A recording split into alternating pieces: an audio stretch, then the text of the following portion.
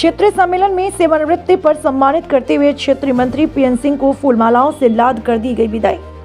बता दें, गुरुवार को रोडवेज कर्मचारी संयुक्त परिषद उत्तर प्रदेश के तत्वाधान में क्षेत्रीय संरक्षक जसवंत सिंह की अध्यक्षता में आजमगढ़ क्षेत्र का क्षेत्रीय सम्मेलन आयोजित हुआ। सम्मेलन के विचारणीय बिंदुओं निगम प्रतिफलों में वृद्धि, लोड फैक्टर व डीजल औसत में सुधार, जनता को अच्छी सुविधा प्रदान करने हेतु प्रदेश में क्षेत्र को सर्वोच्च स्थान पर लाने एवं कर्मचारी समस्याओं पर विशेष चर्चा की। सम्मेलन में प्रांतीय महामंत्री ने अपने विचार व्यक्त करते हुए कहा कि निगम के प्रतिफलों में वृद्धि एक सवारी उठाकर की जा सकती है। डीजल औसत में सुधार 1 लीटर बचत कर किया जा सकता है।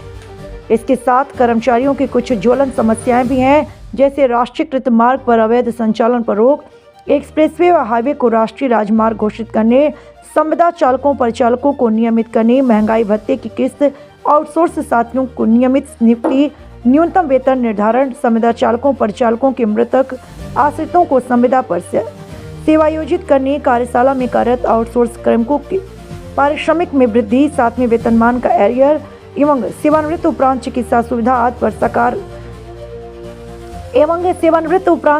सुविधा आदि पर सरकार को विचार करने की आवश्यकता है।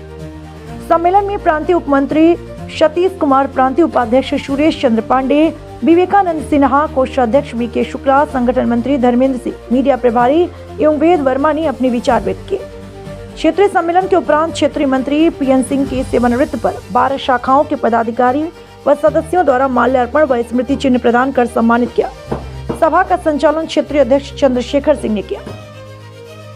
आज राज्य कर्मचारी संघ, रोडवेज कर्मचारी संघ परिषद उत्तर प्रदेश आजमगढ़ क्षेत्र का क्षेत्रीय सम्मेलन भी है और उसी में क्योंकि मैं सेवानिवृत्त हो चुका हूं, तो हमारे क्षेत्र के पदाधिकारी और साथियों ने सम्मान समारोह भी इसी में रखा है। मेरा उद्देश्य है कि संगठन और आगे बढ़े और जिन चीज़ों को महामंत्री ने आज आपको बताया है उन उद्देश्य की पूर्ति के लिए सम्मेलन सफल हो, इसी के साथ मैं अपनी बात साथ देंगे। जी हाँ, मैं अपने पद पर तो जुलाई तक तो रहूँगा क्षेत्रीय मंत्री के पद पर। विभागीय सेवा से मैं निवृत्त तो हो गया, लेकिन अभी संगठन के पद से महामंत्री जी बिल्कुल संघर्ष जारी रहेगा। जी इस पर मैं कह देता हूँ, इस कार्यक्रम का मुख्य रूप से जो आयोजन है वो इस वक्त परिवहन निगम के सामने जो चुनौतियां हैं उन पर चर्चा करने के लिए और उन चुनौतियों से कैसे पार पाया जाए इस पर विमर्श करने के लिए किया गया है। क्योंकि आज आप देख रहे होंगे कि पूरे प्रदेश में जो राष्ट्रीयकृत मार्ग वैसे ही नहीं बचे हैं, 7% से कम राष्ट्रीयकृत मार्ग हैं। कुल पक्की सड़कों का 93% से अधिक वैसे ही निजी क्षेत्र के पास हैं। तो वो जो 7% बचे हैं उन पर भी अनऑथराइज्ड फ्लाइंग इतनी ज़्यादा हो गई है, विशेषकर ये जो अखिल भारतीय परमिट लेकर के लग्जरी गाड़ियाँ चल रही हैं वो कारपोरेशन को बहुत झटका दे रही हैं। वो परमिट की शर्तों का उल्लंघन कर रही हैं, प्रदेश के कोने कोने से लंबी दूरियों के लिए चल रही फुटकर सवारियां लेके चलती हैं। जबकि मोटर व्हीकल एक्ट में के चैप्टर 6 में ये स्पष्ट प्रोविज़न है कि राष्ट्रीयकृत मार्गों पर परिवहन निगम की ही बसें, स्टेट अंडरटेकिंग की ही बसें चलेंगी। लेकिन यहाँ पर पूरे प्रदेश में अराजकता है इस वक्त और वो नियंत्रित नहीं हो पा रहा है। ये सारी गाड़ियाँ परमिट की शर्तों का उल्लंघन कर रही हैं। और अब तो सबसे ज़्यादा कठिन परिस्थिति ये आ गई है कि 4 पहिया गाड़ियाँ बेतहाशा डग्गामारी कर रही हैं, जो बिल्कुल अधिकृत नहीं है। वो तो खाली कॉन्ट्रैक्ट कैरेज में चल सकती हैं, लेकिन वो फुटकर सवारियां लेकर के चल रही हैं। और जो स्थानीय प्रशासन, जिला प्रशासन और जो इसके नियंत्रक एजेंसियां हैं वो पूरी तरह से खामोश हैं। पता नहीं उनको कौन सा प्राश्रय इन सारे लोगों को प्राप्त है कि वो चल रही हैं। ये कारपोरेशन को एक अनुमान है कि कम से कम 3 से 4 करोड़ रुपया प्रतिदिन का लॉस दे रही हैं, मतलब उनकी आमदनी को चाट रही हैं ये गाड़ियां।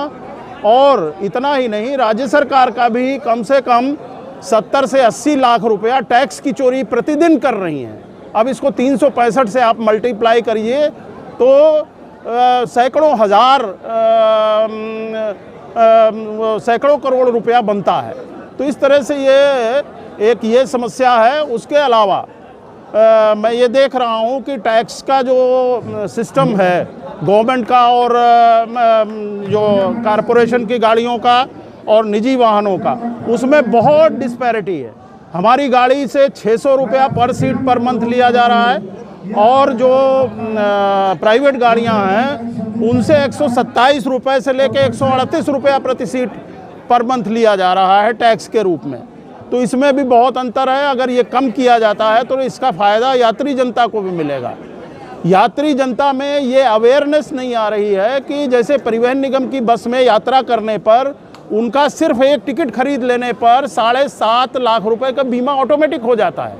अगर कोई कैजुअलिटी होती, कोई गाड़ी एक्सीडेंट होता है तो डेथ केस में 7.5 लाख रुपया परिवहन निगम की तरफ से त्वरित सहायता की जाती है। और अगर इंजर्ड होता है तो 3.25 लाख रुपया उस यात्री को दिया जाता है, चाहे उसने 10 रुपये का ही टिकट क्यों न खरीद रखा हो। अगर इन बिटवीन उसकी यात्रा के दौरान कोई दुर्घटना होती है तो ये, जबकि ये प्राइवेट गाड़ियां आप देख रहे हैं जो ये हाई एंड गाड़ियां चल रही हैं, किस तरह से जब एक्सीडेंट होता है तो एक गाड़ी में 42 सीटर गाड़ी है और उसमें 90, 100, 150 सवारी तक बरामद होती हैं।